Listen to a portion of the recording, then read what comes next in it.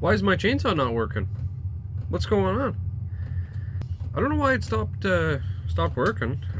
I used it a couple times, and then went to go use it in the practice day there, and didn't want to fire off. So I don't know what's going on with it. I'm not sure. This is kind of going to be like a video on how to diagnose a chainsaw. You know, because some of the people that are watching my videos, they ask questions on just common maintenance and what to look for and whatnot. So this is going to be kind of how to go through your chainsaw to see what the problem could be, diagnosing it. So let's get into it. And you can skip ahead if you want until the end, or whatever the case may be, but I'll go through it step by step until I figure out what's going on with it. I have an idea, but for all the new people that are into chainsaws, I'm gonna go through the whole thing and see what's going on. Well, first off, I'm gonna start by looking at if there's fuel in there. I know that sounds funny, but you wouldn't believe how many customers has come into the shop before saying that their saw doesn't start, and they've either had no fuel, or they put the bar oil in the actual fuel tank and the gas in where the bar oil goes. I know it's funny, it seems pretty straightforward, but you know how a man's brain works sometimes. They don't read instructions and whatnot, and if it's their first chainsaw, they don't know. So yes, I do have gas in there. Now, while you're looking at the gas, you just go in there and you check and see. Let me get a flashlight. Check and see if you actually have a gas line still, which I see it there. I did look at it there already, and it is good. It still has the screen on it and everything. So we know the inside the fuel tank is actually fine. So there is fuel. The fuel line's still there. It's not broken off. Let's get into the next part. Now we're going to check the spark plug. We're going to check the spark plug, and we're going to see if we have spark. This is the saw that I'm working on, but all saws in this, in what I'm explaining to you, this will work on pretty near all homeowner saws. Some of them have, you know, the cover up top, and your spark plug and everything is underneath that. But this is the saw that I need to work on. So, but yeah, all these steps work on the newer style saws too. It doesn't matter what chainsaw you have. If it's a two-stroke, all these steps will work perfectly fine for you. So we're gonna go ahead and take a look at the spark plug, and we'll test it as well. I do know this saw has spark, but I'm doing this more or less for you guys, just to show you. Sorry, I hit the camera. Probably get you all dizzy there. This is a Homelite XL76, but this works on all the stills, all the Husqvarnas. So you look at the spark plug, and it's not too bad. And I do know this is a new spark plug that I put in there not too long ago, probably about a month ago or so, and I've used this saw, so I don't know what's going on. So let's put that back in there. You might not be able to see it. See if I can get you lined up here where you'll be able to see it. There, you can see that. Make sure it's on, and then you pull it over. See the spark? See it? There's just a little tiny spark that goes right here, right at this peak here. Anyway, I know there's spark there. I don't know if you can see it or not, but we know that there's spark. So two-stroke, you need fuel, you need air, and you need spark. That's all you need. And well, compression too, but that's the three main things that you need. So let's go ahead and put that back in there.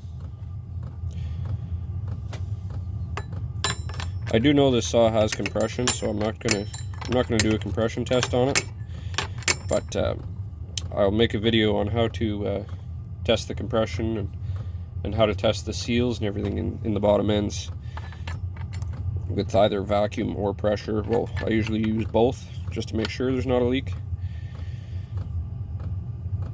But that'll be in another video. This is just basic stuff to begin with. So we can eliminate the fuel line in the tank, and we can eliminate spark. So now we're gonna have to try to dive into the carburetor. So I'll put you on hold, I'll set you back up. So the carburetors on these ones are underneath this cover. Most of the new saws, they have kind of a cover at the top as well. Sometimes it's 3 screws, sometimes it's 4, sometimes it's just one in the center. You just pull that cap off. This one's, it's supposed to have an air filter, but I don't have an air filter for this one. I run it without an air filter because this is more or less a race saw for me. So our fuel line is still connected here, as you can see, and it's not cracked. And the choke works.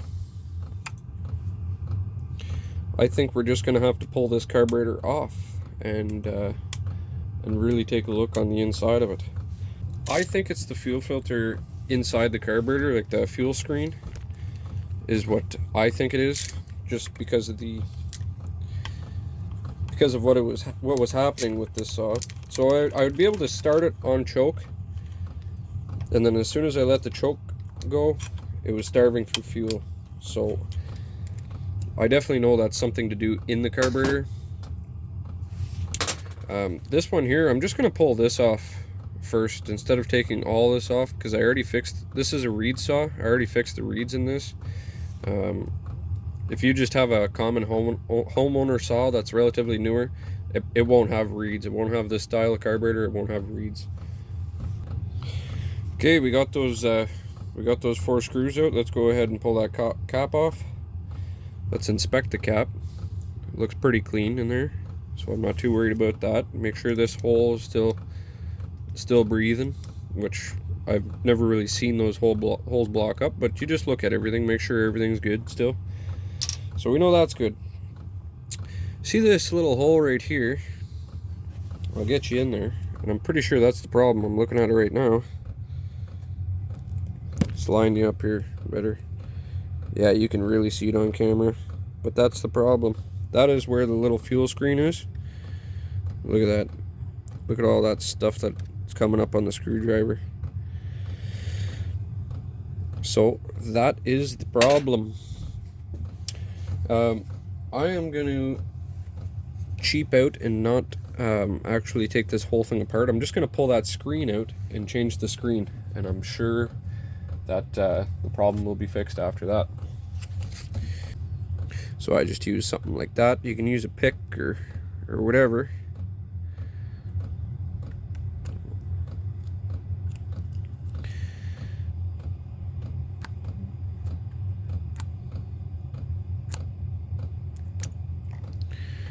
But that is exactly the problem that we are having. It is full of debris. Sometimes you can hold it up to the light too and see if you can get any light through it. So I got to look through some of my different carb kits and stuff and see if I have a screen, which I'm pretty sure I have one right here. I should have one in here anyhow. Yeah, I do. Perfect. Look at that. It's not quite the same size, so I'm going to try to make it work. I think I'll go ahead and just pull this guy off too.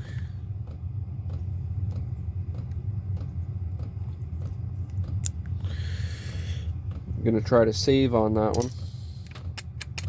Okay, well I found the right one finally, so I ended up throwing the proper one in there. Now I'll just throw all this back together. Make sure your gaskets are in the right spot.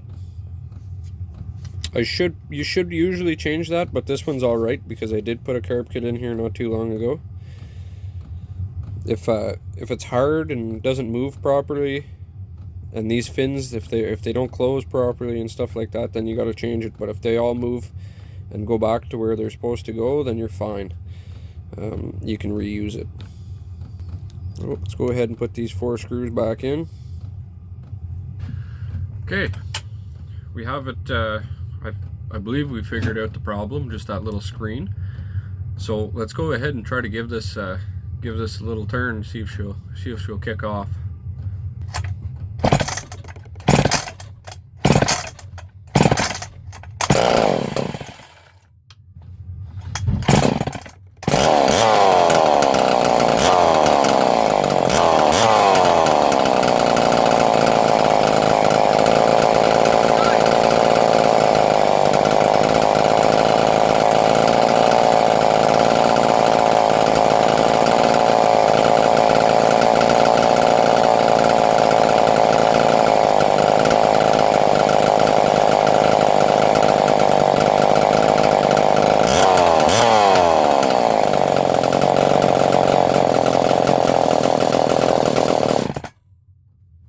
Look at that, perfect.